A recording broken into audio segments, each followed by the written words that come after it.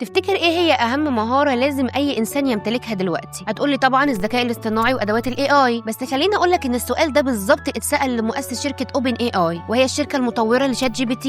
طبعاً كان الكل متوقع إن هو هيقول البرمجة أو الذكاء الاصطناعي، ولكن جوابه كان مختلف تماماً، وهو قال المرونة، التكيف وسرعة التعلم، ودي ببساطة مهارات السوفت سكيلز. الناس دايماً بتفتكر إن المهارات دي بسيطة، ولكنها في الحقيقة هي الأساس نجاح أي بيئة، سواء عمل أو دراسة أو حتى علاقات، لأنها بتخليك تفهم نفسك واللي حواليك، وكمان بتخليك مرن تقدر تتعامل مع أي ضغط تقابله. فلو البرمجة والذكاء الاصطناعي هو لغة العصر، فالسوفت سكيلز هي المهارة اللي محتاجها كل عصر. عشان كده أي مدرب لازم محتواه لا يخلو عن حقيبة المهارات الناعمة أو السوفت سكيلز، وكمان بالحقيبة دي هتقدر تكون لبيت احتياج جمهور كبير جدا وواسع، لأن الحقيبة دي هي أساس التعلم. في إبداع جهزنا لك حقيبة تدريبية كاملة بتتكلم عن السوفت سكيلز، وفيها أهم المحاور الرئيسية: التواصل، المرونة، الذكاء العاطفي، التكيف وحل المشكلات. وهيكون بس ناقصها لمسة أخيرة هنضيفها على حسب احتياجك وجمهورك. لو انت مدرب ومحتاج تضيف حقيبة السوفت سكيلز لمحتواك، تواصل مع إبداع دلوقتي واطلب واحدة من أهم الدورات التدريبية الموجودة حاليا في السوق.